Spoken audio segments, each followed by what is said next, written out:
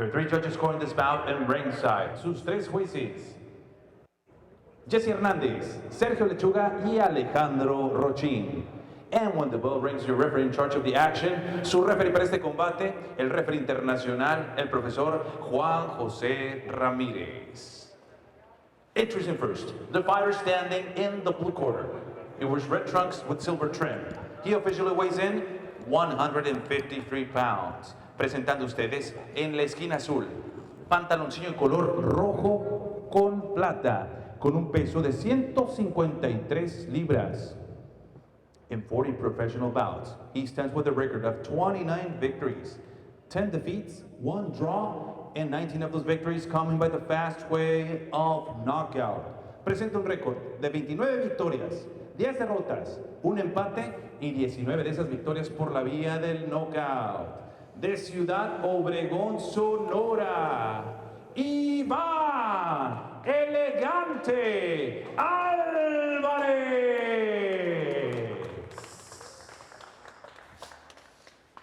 And his opponent across the ring, standing in the red corner. He wears white trunks with red trim. He officially weighs in 151.5 pounds. Y su rival en la esquina roja, pantaloncillo color blanco con rojo, con un peso de 151.5 libras. In 24 professional bouts, he stands perfect.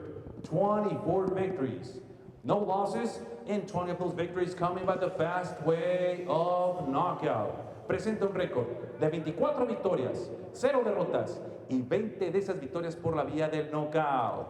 De San Sepolcro, Italia. Signora e signore, presentando a voi, introducing Alessandro Riguccini.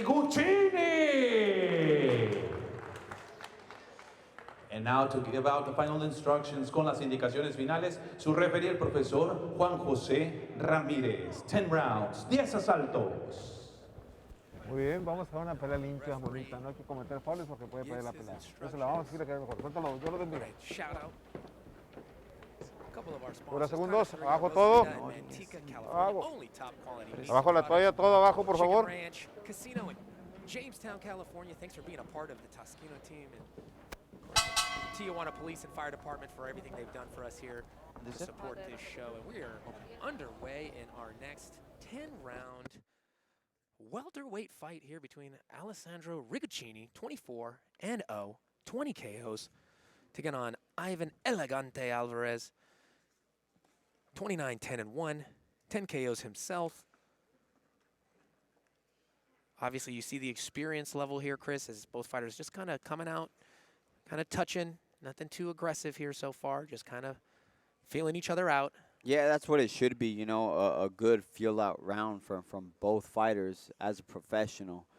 10-rounder as well, so you got quite a bit of time to put in some work here. Yeah, definitely. You have the experience in both fighters. Both fighters, you know, over 20 professional fights, 40 professional fights for Alvarez in total. So, you know, that's a good record. He's got a winning record, and a good test for the undefeated Ricochini. Yeah, absolutely. The 32-year-old Alvarez, he's, like as you said, 40 professional fights. Quite a bit of experience here, but did suffer a first-round KO from Ricochini in a couple fights ago. So maybe, you know, obviously he's got respect for him here. Yeah. He's not going to come rushing in on anything. But as Ricochini said in his fighter interview yesterday, I've got a lot of respect for Alvarez. I know he's a good fighter. I know I had a quick KO, but I do not expect it to be that easy this time. So he's expecting a possible 10-round war. He prepares for that every time, and looks like he's coming out, you know, kind of, you know, pacing himself so far here. And that's a very smart thing that you just said about excuse me, Ricochini. The fact that he knows that it might not be the same result against Alvarez this time around, you know, and that he's gonna have to put in that work. Very modest way to look at it as well, too. You know, hey man, this might go the distance. So that's good that he looks at it that way. Maybe, but still, maybe he could do it again. Yeah. And as you see, you know, Ricochini kind of has an upright style. He's got that high guard, doesn't really tuck his chin too low, but he keeps his hands high. Is that kind of like a European style that he carries with him? Do you notice a difference between like Mexican, American, and European boxers in that sense? Definitely do. The way he throws his shots, the way he stands up a little straighter, there is a difference, man. It's noticeable, I mean, he's undefeated as Ricochini. He's 24-0, so it's paid off to this point. But yeah, as a Mexican fighter, Alvarez has a different style. Is going to maybe give him that challenge. He seems a little slow to me, to be honest. Probably to you guys as well out there. And we were talking earlier about Grachev and how he said in Russia they idolize boxing. Olympic, boxing is the highest, level. That's what you aspire to when you're boxing as a kid. And I think maybe a lot of the Europeans have that kind of almost like an amateur style. Often when they come out, it's much more. It's a point scoring style. It might not be necessarily come forward and aggressive like a Mexican style fighter or whatnot. Yeah, one thing that I do see from the European crowds, like when you watch fights, across the pond, like they like to say, the audience, the audience is a little bit more quiet. They clap when they see a good combination or they see a good counter, as opposed to Western, side of the country. I mean the world. Excuse me. We want more action, and we tend to bark more when we see that action, that back and forth, not necessarily the little sweet science that Ricochini is providing us with here today. Yeah, or at least in the first round. It's funny that you mentioned maybe the European Ricochini feels at home with this no crowd, because you're right, when you're watching the European fight, sometimes it's completely silent, and you'll just hear a little clap and a little roar when they land a shot, but it's not a constant screaming and roaring, a hyped up, excited crowd like you might find in the States here. Like you find in Vegas, that type of fight. Yeah, it's very weird. And as we were talking, Ricochini lands some good shots to the body. Lands a good jab there. And I really like, Ricochini is just kind of, he's putting numbers together right now. He's not putting too much power on it. He's kind of trying to find his openings. I do suspect, though, as the fight goes on, you're going to start to see Ricochini put a little bit more mustard on those punches. Yeah, maybe. We're not too familiar with his style, but he may be content to just kind of cruise to an easy victory. He seems to be having a fairly easy time landing his shots. Yeah, I don't know, 20 KOs in 24 fights. I have a funny feeling that he might want to go for that in a 10-round fight as well. The second half of the fight, I have a feeling that Ricochini's. You're gonna throw numbers at me, Brandon. All right. Hey, man, it's all about the numbers, right? It's all about the numbers. But yeah, it seems effective so far. Is Ricochini against a former opponent that he's already taken out, Ivan Alvarez. But Ivan Alvarez looking calm, composed.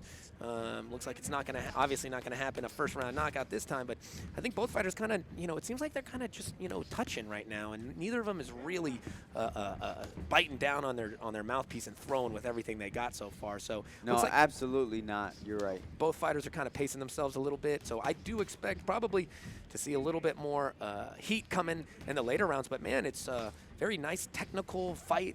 It's almost like watching a bit of a tennis match here, back and forth. But Ricochini's definitely getting the best of Alvarez so far, I'd say. I don't know if I'd use that analogy for tennis, but I'd say it's more like of a sparring session because of the cadence and the shots that are being thrown. I never want to lie to the audience, and that's what it is. Ricochini seems to be having his way with Alvarez. And not to discredit Alvarez, because, respect every fighter that gets in there, but just kind of having his way is Ricochini. Every time he throws like there, that hook to the body, every time he throws, he lands. He's like throwing rocks out in the ocean or something. Everything's landing. Now, I have actually had the opportunity to watch Ricochini fight a couple times. And he will do this until he stops doing this. And what I mean by that is he'll throw these type of punches, and then out of these like lighter exchanges, all of a sudden he'll just rip off one big shot, and I think that's how he gets his KOs. It might be Okay. like a lulling style almost. okay, I'm touching you, Yeah. you. You feel like you can take it, so you start coming forward, and before you know it, I plant that foot down and throw that lead right and catch you coming in. I've seen him get a couple knockouts like that. Also, I've seen him kind of lean to the left and rip that body hook and come back upstairs. So he kind of has almost like, you know, one of those styles where he's making his opponent feel comfortable, and then all of a sudden, bang, one big shot comes. Okay, I could see that. So you kind of see that in this replay right here. He's just kind of touching. But later on in fights, he'll Yeah, touch, and then bang, you know. You get used to that. You're right. You might be able to get used to that monotone pace, and you're like, oh, I could take this guy's shots. Yep. And then boom, he turns it up. Let's see if he's able to do it here in the third round. Oh, as we say that, we were just talking about we were that. just A talking vicious, about it. straight right to the body. Alvarez is down. He's hurt. I think this fight is over. There is no way he's going to be able to recover from that. Ya sacó. Is the ref saying that it was?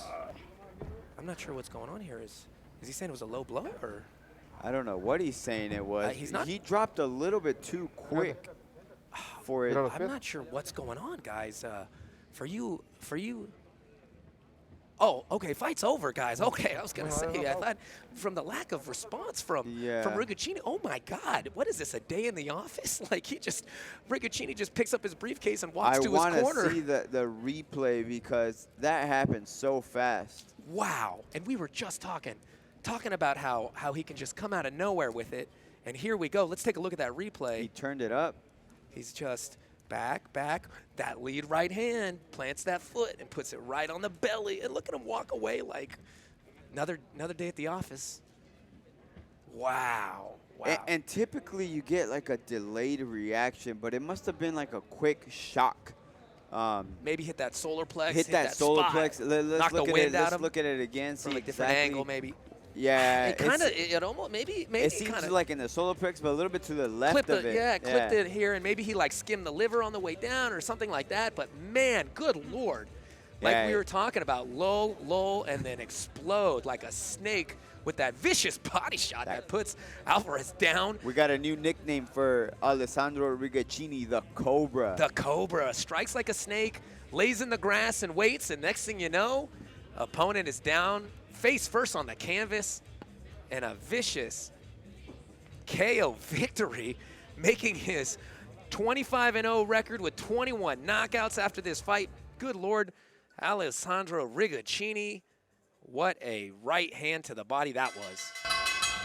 Damas y caballeros, tenemos el tiempo oficial, 16 segundos en el tercer asalto. Ladies and gentlemen, we have the official time, 16 seconds into round number 3. Declaring your winner by the way of KO victory. Su vencedor por la vía del knockout. San Sepolcro, Italia, está presente Alessandro Riguccini.